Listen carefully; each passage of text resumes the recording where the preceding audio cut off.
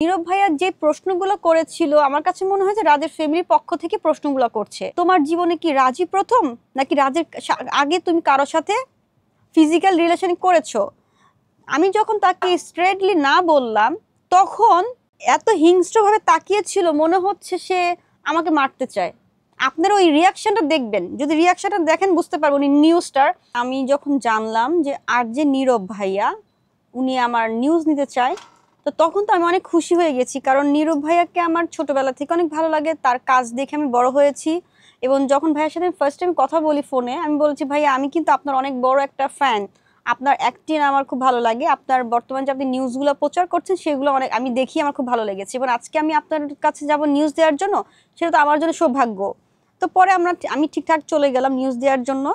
তো নিউজ যখন আমি দিচ্ছিলাম, তো আমার কাছে কেন জানি মনে হয়েছিল মানে আমাকে ইনভাইট করেছে আমার ভালোবাসার গল্প শোনার জন্য, যে রাজের সাথে বা রাজের ফ্যামিলির সাথে কি ঘটেছে বা কি কি হচ্ছে।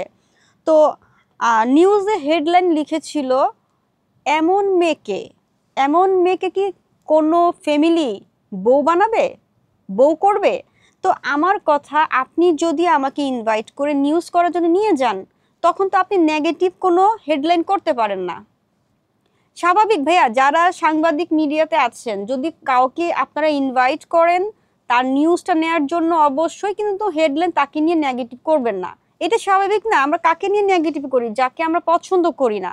অথচ নীরব ভাই আমাকে ইনভাইট করলো, তার অফিসে ডেকে নিউজ করালো, আর হেডলাইন কি দিয়েছে, এমন মেয়েকে কেউ কি ঘরে বউ বানাবে? আরে ভাই, যদি ঘরে বউ নাই বানায় এবং আমি যদি আপনার কাছে ভালোই না হই, তাহলে আপনি আমাকে কেন ইনভাইট করেছেন নিউজের জন্য? আপনি কি, আমার কাছে কেন জানি মনে হয়েছে এই যে নীরব ভাইয়া যতগুলো আমাকে প্রশ্ন করেছে, আপনারা একটু কষ্ট করে ওই নিউজগুলো দেখেন, নীরব ভাইয়া কতগুলো প্রশ্ন করেছেন, প্রশ্নগুলো কিন্তু আমার পক্ষে কোনো কথাই বলে নেই, টোটাল কিন্তু রাজের ফ্যামিলির পক্ষ নিয়ে কথা বলেছে। তো আমার কাছে মনে হয়, তার মানে কি আপনার মনে হয়েছে রাজের ফ্যামিলি তাকে টাকা দিয়েছে? টাকা দিয়েছে কিনা সেটা আমি বলবো না, কারণ নীরব ভাই কিন্তু দারিদ্র না, আমার কাছে মনে হয় নীরব ভাইয়ের অবস্থা খুব ভালো। কিন্তু নীরব ভাইয়া যে প্রশ্নগুলো করেছিল আমার কাছে মনে হয় যে রাজের ফ্যামিলির পক্ষ থেকে প্রশ্নগুলো করছে। তো আমি বলবো, হতে পারে সঞ্জিত সাহা রাজের দুলাভাই নীরব ভাইয়ের সাথে কন্ট্রাক্ট করেছে, চাচ্ছিল যে আমি সত্যি কথাটা ক্যামেরার সামনে বলি। তো সে এমনভাবে জিজ্ঞেস করছে একটা প্রশ্ন যে, সত্যি করে বলতো বোন, সত্যি করে বলো তো তুমি, তোমার জীবনে কি রাজই প্রথম, নাকি রাজের আগে তুমি কারোর সাথে ফিজিক্যাল রিলেশন করেছো? আমি যখন তাকে স্ট্রেটলি না বললাম, তখন তখন এত হিংস্রভাবে তাকিয়েছিল, মনে হচ্ছে সে আমাকে মারতে চায়।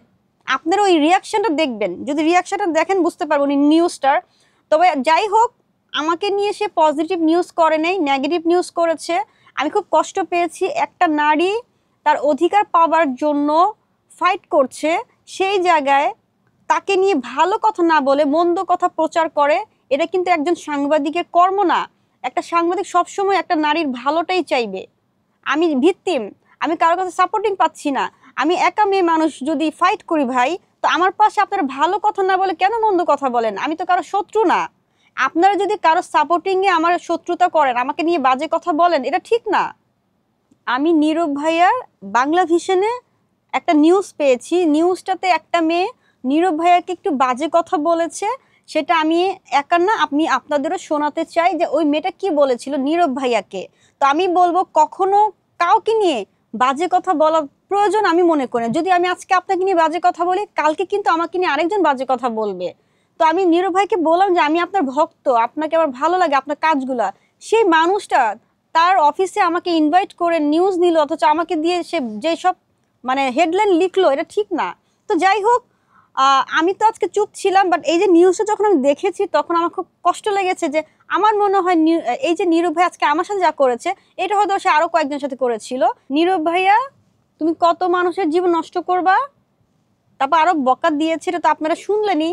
তো আমার কথা, একটা সুপারস্টার সাংবাদিক হোক, উপস্থাপিকা হোক, এভরিথিং হোক, তাকে নিয়ে যদি কেউ এইভাবে এইভাবে বকা দেয়, এবং এটা তো লাইভ প্রোগ্রাম, এটা কিন্তু লাইভ প্রোগ্রাম ছিল। একটা লাইভে এসে একটা সাংবাদিক বা একটা উপস্থাপক যে করে, একজন প্রেজেন্টার মানে মানে যারা উপস্থাপনা করে আর কি, তাদেরকে নিয়ে এইভাবে মানে একটা লাইভে এভাবে কথা বলে একটা মেয়ে, ভাবা যায় না আসলে। এটা যদি কোনো রেকর্ডিং হতো আমি চিন্তা করতাম, বাট এটা লাইভ চলতেছে, লাইভের ভেতরে একটা মেয়ে ফোন দিয়ে এইভাবে কথা বলেছে।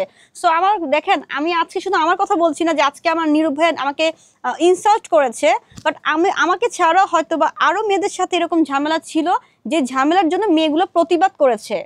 তাকে কিন্তু অলরেডি একদম লাইভে এসে বকা দিয়েছে। তো দেখেন, পাপ বাপকেও ছাড়ে না। আমি যদি কারো ক্ষতি করে থাকি, অবশ্যই পাল্টা ক্ষতি আমার হবে। এই যে যেটা আমি পেলাম, আমি হাতে কলমে দেখিয়ে দিলাম। নীরব ভাইয়া যদি কারো ভালো চায়, তাহলে এইভাবে কিন্তু কেউ কথা বলে না। আমি খুবই কষ্ট পেয়েছি।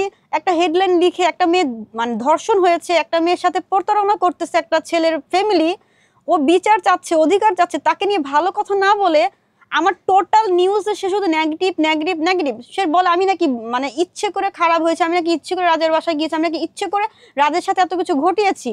কেন রে ভাই, একটা মেয়ে কি সবসময় ইচ্ছে করে সব কাজ করে? এর পেছনে কি একটা ছেলের হাত নাই? এর পেছনে কি কোনো সমাজের বা কোনো ফ্যামিলির হাত নাই?